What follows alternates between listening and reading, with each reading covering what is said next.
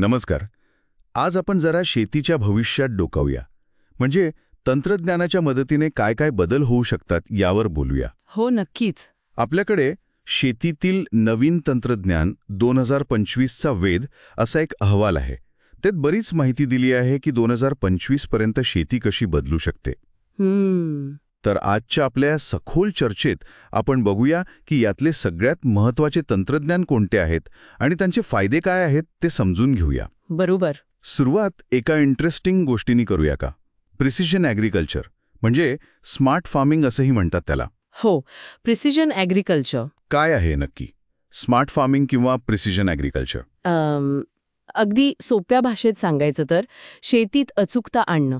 म्हणजे कसं तर सेन्सर्स वापरून, GPS वापरून, अगदी AI पण. अच्छा. या सगळ्याच्या मदतीने पिकांवर, जमिनीवर अगदी बारकाईने लक्ष ठेवलं जातं. ओके. आणि यातली सगळ्यात रंजक गोष्ट म्हणजे यामुळे अनावश्यक वापर टाळला जातो. खतं असतील, पाणी असेल, कीटकनाशकं. म्हणजे वाया जात नाही काही. अगदी जिथे गरज आहे आणि जेवढी गरज आहे तेवढंच वापरलं जातं. मग का होतं, उत्पादन वाढतं आणि संसाधनं वाचतात. म्हणजे पाणी, खतं वाचतात. हो, ह्यासाठी मग ड्रोन लागतात, जमिनीत सेन्सर बसवतात, स्मार्ट सिंचन प्रणाली वापरतात. बरंच काही आहे यात. तुम्ही ड्रोनचा उल्लेख केलात. हे कृषी ड्रोन काय काय करतात नक्की? म्हणजे फक्त फोटो काढण्यापुरतेच आहेत की आणखी काय? नाही, त्या पलीकडे बरंच काही करतात. हे ड्रोन शेतावरून उडतात ना, तेव्हा ते पिकांच्या आरोग्यावर लक्ष ठेवतात. कुठे पानं पिवळी पडली आहेत, कुठे पाण्याची गरज आहे, हे सगळं लगेच समजतं. इतकंच नाही तर अगदी नेमक्या जागी खतं किंवा कीटकनाशकं फवारायची असतील तर ड्रोन ते काम अचूक करतात. अच्छा, म्हणजे फवारणी पण? हो, फवारणी पण. आणि जमिनीचं सर्वेक्षण करून त्याचा 3D मॅप पण बनवतात. यामुळे तर शेतकऱ्याचा वेळ आणि कष्ट दोन्ही वाचणार आहेत. नक्कीच, वेळ आणि श्रम वाचतातच, पण महत्वाचं काय की पिकांवर येणारी कीड किंवा रोगराई अगदी सुरुवातीलाच कळते. हा मुद्दा महत्वाचा आहे. नुकसान टाळता येतं. बरोबर, नुकसान बरंच कमी होतं. ओके.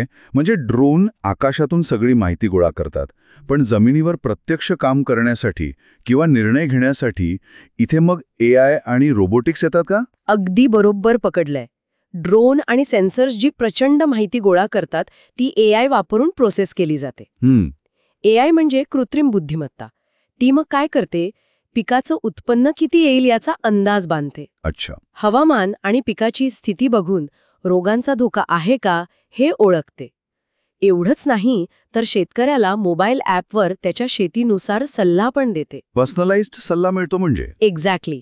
आणि काही ठिकाणी तर AI बॉट्स पेरणी आणि तण काढण्यासारखी कामं पण करायला लागली आहेत. अरे वा. आणि यालाच जोडून आहे रोबोटिक्स म्हणजे ड्रायव्हर नसलेले ट्रॅक्टर. Autonomous tractor? हो, ऑटोनॉमस ट्रॅक्टर आणि फळं किंवा भाजीपाला काढणारे रोबोट्स, हार्वेस्टर्स. यामुळे मजुरांची गरज कमी होते आणि कामात वेग येतो, अचूकता येते. हे सगळं पारंपरिक शेतीसाठी झालं. पण शहरांमध्ये जिथे जागा कमी असते तिथे काय? मी व्हर्टिकल फार्मिंग बद्दल ऐकलंय, ते खूपच वेगळं वाटतंय. व्हर्टिकल फार्मिंग खरंच एक खूपच वेगळी संकल्पना आहे, विशेषतः शहरांसाठी.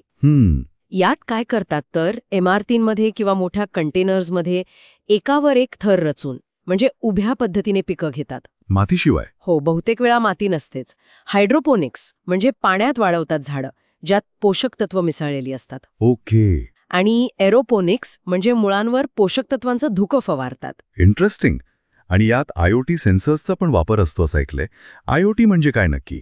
IoT म्हणजे इंटरनेट ऑफ थिंग्स. सोप्या भाषेत सांगायचं तर वेगवेगळी उपकरणं इंटरनेटने एकमेकांशी जोडलेली असतात. अच्छा. व्हर्टिकल फार्मिंगमध्ये मग तापमान किती आहे, आर्द्रता किती आहे, प्रकाश किती आहे, पाण्यातली पोषक तत्व किती आहेत, या सगळ्यावर सेन्सर्स लक्ष ठेवतात. आणि ही माहिती आपल्याला मिळते? हो, ही माहिती इंटरनेटवरून आपल्याला मोबाईलवर मिळते. आणि मग त्यानुसार पाणी देणं, दिवे लावणं, बंद करणं हे सगळं ऑटोमॅटिक कंट्रोल करता येतं. म्हणजे कमी जागेत, कमी पाण्यात, वर्षभर कंट्रोल वातावरणात शेती. अगदी. हे तर खरंच कमाल आहे. बरं, या मुख्य तंत्रज्ञानांशिवाय अजून काही महत्वाचे ट्रेंड्स आहेत का ज्याचा उल्लेख आहे आपल्या सोर्समध्ये? हो, आहेत ना. अजून काही गोष्टी आहेत, जसं की ब्लॉकचेन. ब्लॉकचेन ते क्रिप्टोकरन्सीवाला? तंत्रज्ञान तेच, पण वापर शेतीत. फूड सप्लाय चेनमध्ये पारदर्शकता आणण्यासाठी. म्हणजे बी पेरल्यापासून ते आपल्या ताटात येईपर्यंत अन्न कसं कसं आलं याचा पूर्ण रेकॉर्ड ठेवता येतो. त्यामुळे भेसळ किंवा फसवणूक टाळायला मदत होते. अच्छा, हे महत्वाचं आहे. आणि बायोटेक्नॉलॉजी, क्रिस्पर वगैरे? हो, बायोटेक्नॉलॉजीमध्ये जनुकीय संपादन म्हणजे जीन एडिटिंग, क्रिस्पर हे त्यातलं एक पॉवरफुल टूल आहे. समजा डीएनए म्हणजे एक मोठं पुस्तक आहे, तर क्रिस्पर वापरून आपण त्यातला एखादा शब्द किंवा अक्षर अचूकपणे बदलू शकतो. बरोबर. याचा वापर करून पिकांमध्ये कीड, रोग किंवा दुष्काळाला तोंड द्यायची क्षमता वाढवता येते. हे तर हवामान बदलाच्या काळात खूपच उपयोगी ठरू शकतं. आणि याच्या संदर्भात क्लायमेट स्मार्ट शेतीबद्दल पण बोलले वाटतं सोर्समध्ये. बरोबर. क्लायमेट स्मार्ट शेती म्हणजे हवामान बदलाचे परिणाम कमी कसे करायचे आणि बदललेल्या हवामानाशी जुळवून कसं घ्यायचं यासाठी शेती पद्धतीत बदल करणं. त्यात काय काय येतं?